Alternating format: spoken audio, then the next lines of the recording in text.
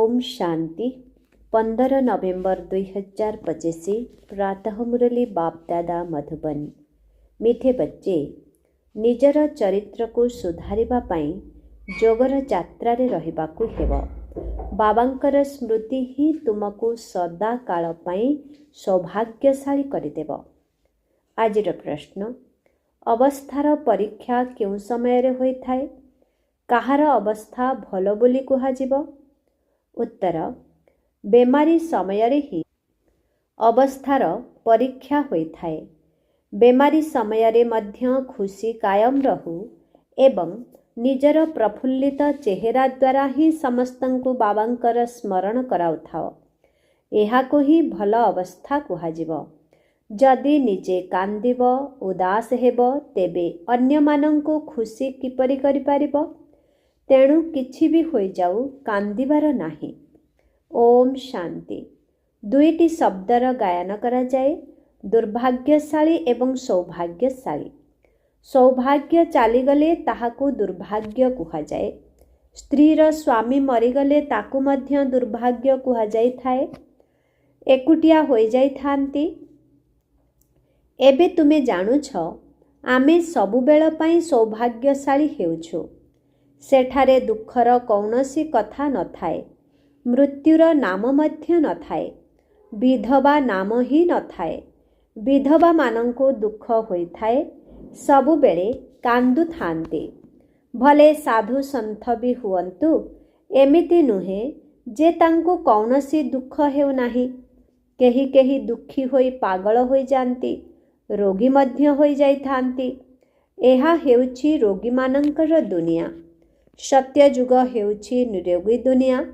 तुमे पिलामाने जानुछ आमे भारत को पुनर्बार श्रीमत आधार रे निरोगी करुछु। वर्तमानर मनुष्य मानंकर चरित्र बहुत खराब। तेबे चरित्र को सुधारिबा पाई निश्चित कौनसी विभाग रहिबो। स्कूल रे मध्य छात्र मानंकर रेजिस्टर रु तांको चरित्र विषय रे जना पड़ी जाए। सेथिपाई बाबा मध्य रेजिस्टर रखाई थिले। समस्ते निजर रेजिस्टर रख। निजर चरित्र को देखिबा को हेबो जे आमे कौनसी भूल करुनाहुं त। प्रथम कथा हेउछि बाबांको स्मरण करिबा को हेबो। ता द्वारा ही तुमर चरित्र सुधरिबो। एकमात्र बाबांक स्मृति द्वारा ही दीर्घायु होई थांती। एहा हेउछि ज्ञान रत्न। जोग को रत्न कुहा जाए नाही। जोग द्वारा ही तुमर चरित्र सुधुरी थाए। एही 84 जन्मर चक्र संबंधरे तुम मानंक व्यतीत आउ केही भी बुझाई पारिबे नाही। ए संबंधरे ही तुम मानंकु बुझाइबाको हेबो ब्रह्मा एवं विष्णु। शंकरंकर त चरित्र कुहाजिब नाही। तुमे माने जानिछ ब्रह्मा एवं विष्णुंकर परस्पर मध्यरे संपर्क कण। विष्णुंकर जुगल रूप हेउछि लक्ष्मी नारायण। बाबा कहउछन्ति विष्णुंकर जुगल रूप हेउछि लक्ष्मी नारायण। सेमाने पुणी 84 जन्म नेउछन्ति। 84 जन्म भितरे से निजे पूज्य एवं निजे ही पूजारी हेउछन्ति। प्रजापिता ब्रह्मा मध्य निश्चित एहिठारे ही दरकार। बाबांकु साधारण शरीर दरकार। एहिथिरे ही द्वंद्वरे पड़ुछन्ति। ब्रह्मा तो हेउछन्ति पतित पावन। बाबांकर रथ कहुछन्ति मध्य दूर देश का रहने वाला आया देश पर आए।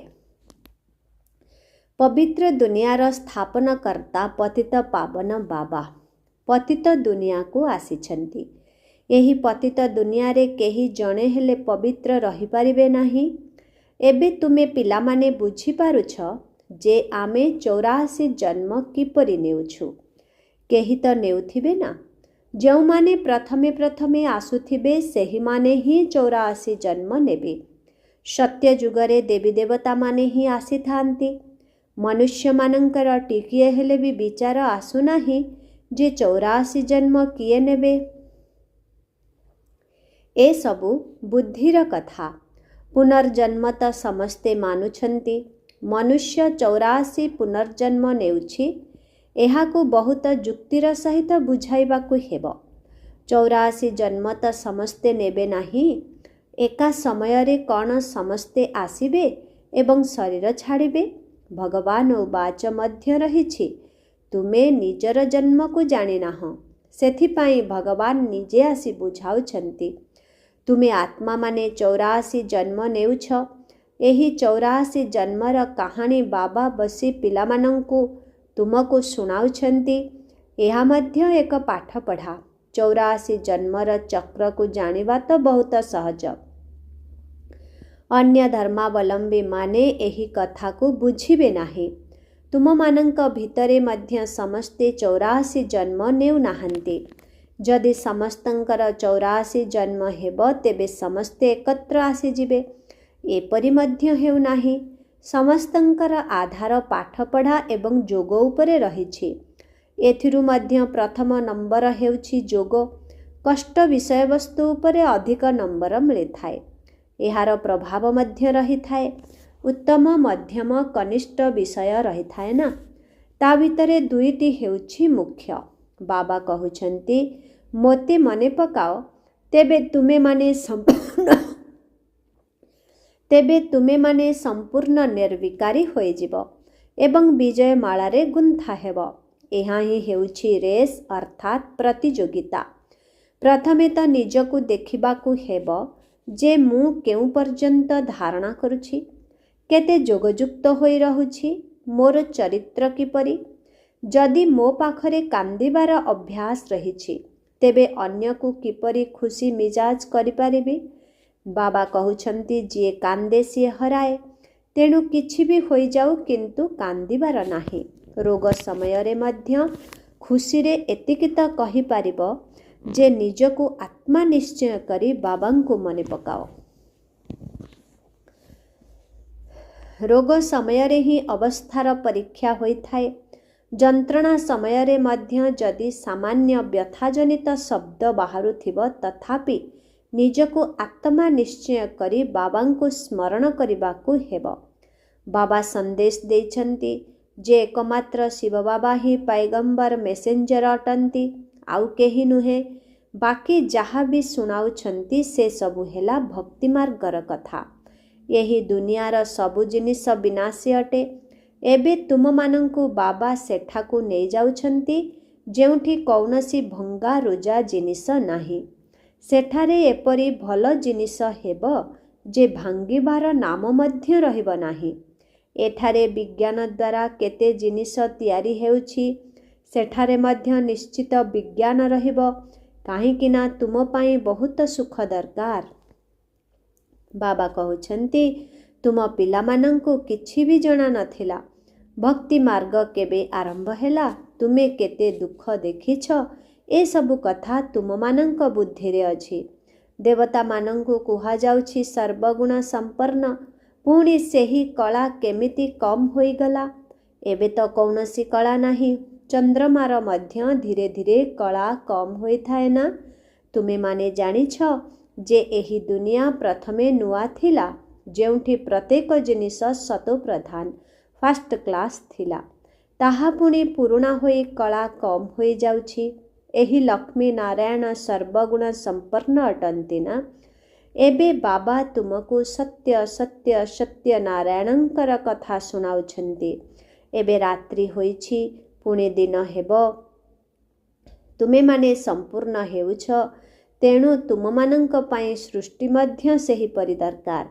पांच तत्व मध्य सतो प्रधान 16 कला संपूर्ण होई जाउछि। सेथिपाई तुमर शरीर मध्य प्राकृतिक सौंदर्य रे भरपूर होई रहुछि, सतो प्रधान होई जाउछि।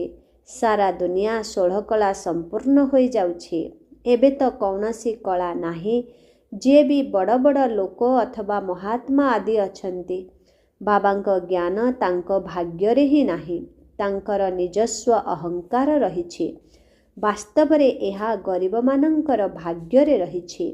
केही केही कहुछन्ति एते श्रेष्ठ पिता, तांकु तो कौनसी बड़ राजा अथवा पवित्र ऋषि आदिंक शरीर रे आसीबा दरकार। सन्यासी माने पवित्र होई थांती, तेबे बाबा बुझाउछन्ति मु काहा शरीररे आसुछि।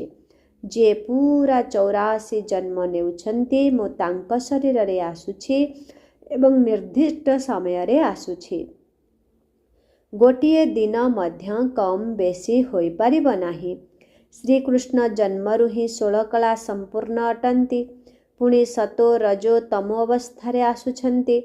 प्रत्येक जिनिष प्रथमे सतो प्रधान पुणी सतो रजो तमो अवस्था को आसुछि। सत्य जुगरे मध्य एहिपरि हुए। छोटो पिला सतो प्रधान हेब पुणी बड़ हेले कहिब एबे मु एही शरीर छाड़ी सतो प्रधान पिला हेबी। किंतु तुमर एते निशा नाही। तुम मानंकु खुशीर निशा चढ़ु नाही। जे भल मेहनत करुछन्ति सेमानंकु खुशीर निशा चढ़ुछि। चेहरा मध्य हर्षित मुख रहुछि। आगकु गले तुम मानंकु ए सबुर साक्षात्कार हेब। जेपरि घरर जेते निकटवर्ती हेबे सेते घर द्वार मने पड़ी थाए। एहा मध्य सेहिपरि अटे।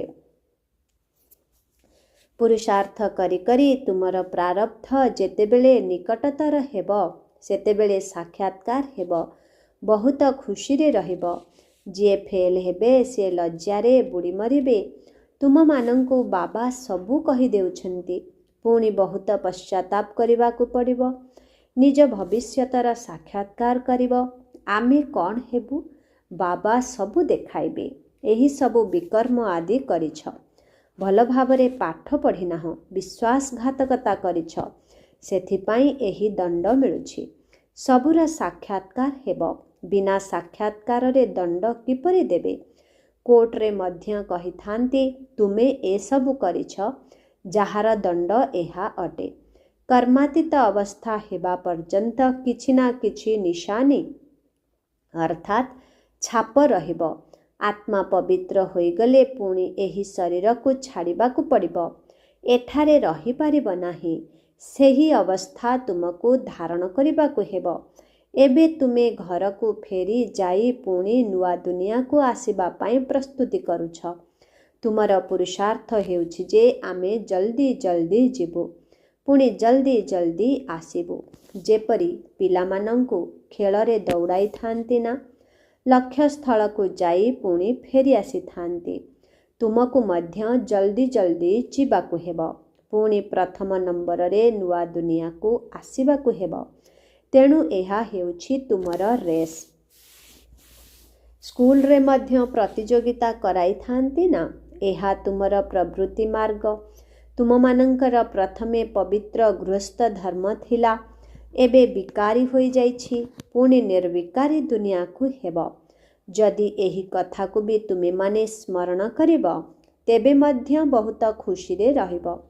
आमे ही राज्य नेई पुणी हराउछे। हिरो हिरोइन बोली कही थांती ना। हीरा तुल्य जन्म नेई पुणी कौड़ी तुल्य जन्मरे आसुछ। एबे बाबा कहुछन्ति तुमे कौड़ी पछरे समय नष्ट कर नाही। इए कहुछन्ति मु मध्य समय नष्ट करू नथिली।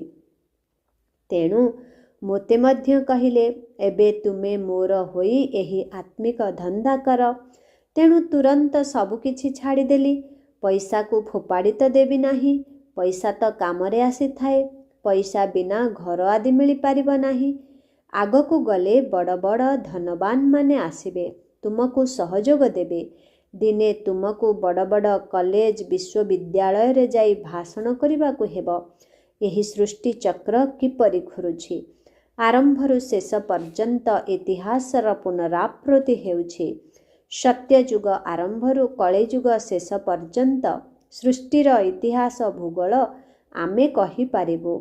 चरित्र उपरे तुमे बहुत बुझाई पारिब।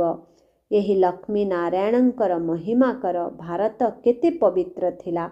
दैवी चरित्र थिला। एबे तो विकारी चरित्र होई जाइछि। तेबे निश्चय एही चक्रर पुणी पुनरावृत्ति तो हेब। आमे सारा विश्वर इतिहास भूगोल शुणाई पारिबु। भल बुद्धिमान जेउ माने अछंती सेही माने ही सेठाकु जीवा दरकार। जेपरि थियोसोफिकल सोसाइटी बा भातृभाव तथा धर्म मानंकर तुलनात्मक विचार रखुथिबा एक संगठन रहिछि। सेठारे तुमे माने भाषण कर। कृष्ण तो देवता थिले जे कि सत्यजुगर राजकुमार थिले। प्रथमे श्रीकृष्ण जे कि पुणी नारायण हेउछन्ति। आमे आपणଙ୍କୁ श्रीकृष्णଙ୍କର 84 जन्मर कहानी शुणाइबु जहा आउ केही शुणिपारिबे नाही, जहा आउ केही शुणाई पारिबे नाही। एही विषय केते बड़ अटे। हुसियार माने ही भाषण करिबा दरकार। एबे तुमମାନଙ୍କ मनरे आसुछि आमे विश्वर मालिक हेबु, तेबे केते खुशी हेबा दरकार। भितरे भितरे एही मंत्र जप करुथाओ, तेबे तुमको एही दुनियार कौनसी आकर्षण आकर्षित करि पारिबो नाही। तुमे एठाकु आसीछ परम पिता परमात्मांक द्वारा विश्वर मालिक हेबा पाई। विश्व एही दुनिया को कुहा जाउछि। ब्रह्मलोक अथवा सूक्ष्मलोक को विश्व कुहाजिब नाही। बाबा कहुछन्ति मु विश्वर मालिक हेउ नाही, एही विश्वर मालिक तुममानंकु करुछि। एहा केते रहस्ययुक्त अटे। तुमको विश्वर मालिक करुछि, पुणी तुमे मायार दास होई जाउछ। एठारे सम्मुखरे जोगरे बसाइबा बेले मध्य स्मरण कराई देबाकु हेब। आत्म अभिमानी होई बसी बाबांकु मने पकाओ। 5 मिनिट परे पुणी कुह, तुमर जोगर प्रोग्राम चालुछि ना? बहुतंकर बुद्धि बाहर को चली जाउछि, सेथिपाई 5-10 मिनिट परे पुणी सावधान करिबा दरकार। निजकु आत्मा भावी बसिछ, बाबांकु स्मरण करुछ, तेबे निजर मन ध्यान रहिब, तेबे निजर मध्य ध्यान रहिब। बाबा एही सबु जुक्ति बताउछन्ति। घड़ी घड़ी निजकु सावधान कर।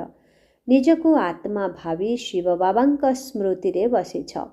तेणु जहार बुद्धिजोग एणे तेणे घुरी बुलुथिब ताहा स्थिर होइजिब। घड़ी घड़ी निजकु एही स्मृति देबा दरकार। बाबांक स्मृति द्वारा ही तुमे माने से पारिकु चली जीव। गायन मध्य करंती, हे नाउरिया नाकु मोर पारी करि दियो, किंतु एहार अर्थ को जानि नाहंते। मुक्तिधाम को जीवा पाई अधाकल्प भक्ति करिछ। एबे बाबा कहुछन्ति मोते मने पकाइले तुमे माने मुक्तिधाम को चली जीव।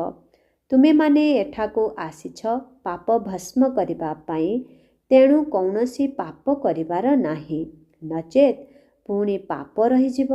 एहा हेला प्रथम नंबरर पुरुषार्थ। निजको आत्मा निश्चय करी बाबांकु मने पकाओ।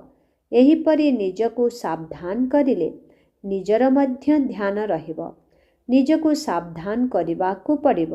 निजे जोगरे बसिले अन्यमानंकु मध्य बसाई पारिब। आमे आत्मा निज घरकु जाउछु, पुणी आसी राजत्व करिबो। निजको शरीर भाविबा एहा मध्य एक कड़ा रोग। सेथिपाई समस्ते रसातलकु चली जाइछन्ति। सेमानंको पुणे उद्धार करिबाकु हेब। अच्छा, मिठे मिठे शिखिलधे संतान मानंक प्रति मात पिता बापदादांकर मधुर स्नेह संपन्न शुभेच्छा एवं सुप्रभात। आत्मिक पितांकर आत्मिक संतान मानंको नमस्ते। आत्मिक संतान मानंकर आत्मिक पितांको ओम शांति, गुड मॉर्निंग, नमस्ते नमस्ते नमस्ते नमस्ते नमस्ते, ओम शांति। धारणा पाई मुख्य सार 1 नंबर, निजर समय को आत्मिक धंदारे अर्थात सेवा करिबारे सफल करिबाकु हेब। जीवन को हीरातुल्य करिबाकु हेब। निजको सर्वदा सावधान रखिबाकु हेब। निजको शरीर भाविबार कड़ा बेमारीरु रक्षा पाइबार पुरुषार्थ करिबाकु हेब। 2 नंबर, केबे भी मायार दास हेबार नाही।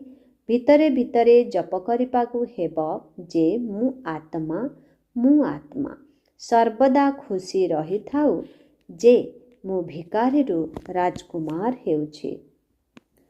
आजिर वरदान, गहन अनुभवर प्रयोगशाला रे रही नुआ नुआ अनुसंधान करुथिबा अंतर्मुखी भव। ଯେତେବେଳେ ନିଜ ଭିତରେ ପ୍ରଥମେ ସବୁ ପ୍ରକାରର ଅନୁଭବ ପ୍ରତ୍ୟକ୍ଷ ହୋଇଯିବ, ସେତେବେଳେ ହିଁ ବାବାଙ୍କର ପ୍ରତ୍ୟକ୍ଷତା ହେବ। ଏଥିପାଇଁ ଅନ୍ତର୍ମୁଖୀ ହୋଇ ଯୋଗର ଯାତ୍ରାର ଅଥବା ସର୍ବପ୍ରାପ୍ତିର ଗହନ ଅନୁଭୂତିରେ ରହି ଅନୁସନ୍ଧାନ କର।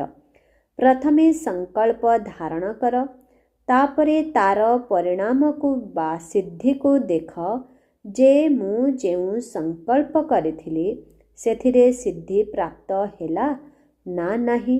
ଏଭଳି ଗହନ ଅନୁଭୂତିର ପ୍ରୟୋଗଶାଳାରେ ରୁହ, ଯାହାକି ସମସ୍ତଙ୍କୁ କୌଣସି ବିଶେଷ ଲଗନରେ ମଗନ ରହୁଥିବାର ବା ଏହି ସଂସାରଠାରୁ ଉପରାମ ରହୁଥିବାର ଅନୁଭବ ହେଉଥିବ।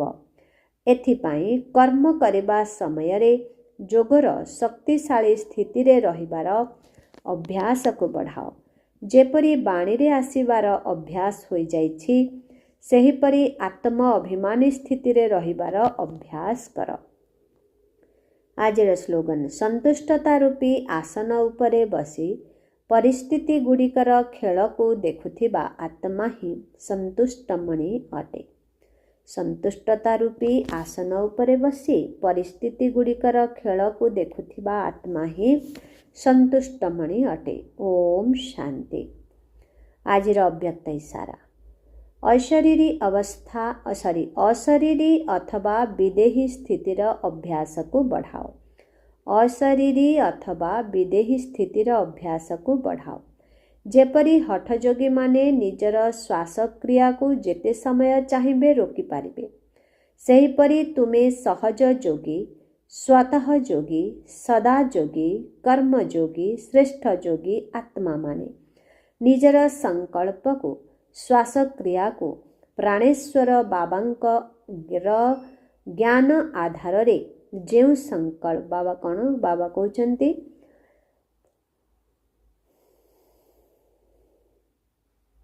ବାବା କହୁଛନ୍ତି ଯେପରି ହଠଯୋଗୀମାନେ ନିଜର ଶ୍ୱାସକ୍ରିୟାକୁ ଯେତେ ସମୟ ଚାହିଁବେ ରୋକିପାରିବେ, ସେହିପରି ତୁମେ ସହଜ ଯୋଗୀ, ସ୍ୱତଃ ଯୋଗୀ, ସଦା ଯୋଗୀ, କର୍ମଯୋଗୀ, ଶ୍ରେଷ୍ଠ ଯୋଗୀ ଆତ୍ମାମାନେ ନିଜର ସଂକଳ୍ପକୁ, ଶ୍ୱାସକ୍ରିୟାକୁ ପ୍ରାଣେଶ୍ୱର ବାବାଙ୍କର ଜ୍ଞାନ ଆଧାରରେ ଯେଉଁ ସଂକଳ୍ପ, ଯେପରି ସଂକଳ୍ପ ଯେତେ ସମୟ ପର୍ଯ୍ୟନ୍ତ କରିବାକୁ ଚାହିଁବ, ସେତିକି ସମୟ ସେହି ସଂକଳ୍ପରେ ସ୍ଥିତ ହୋଇଯାଅ। ଏବେ ଏବେ ଶୁଦ୍ଧ ସଂକଳ୍ପରେ ରମଣ କର। ପୁଣି ଏବେ ଏବେ ଗୋଟିଏ ହିଁ ଲଗନ ଅର୍ଥାତ୍ ଏକମାତ୍ର ବାବାଙ୍କ ସହିତ ମିଳନ କରିବାର, ଏକମାତ୍ର ଅଶରୀରୀ ସ୍ଥିତିର ଶୁଦ୍ଧ ସଂକଳ୍ପରେ ସ୍ଥିତ ହୋଇଯାଅ। ଓମ୍ ଶାନ୍ତି।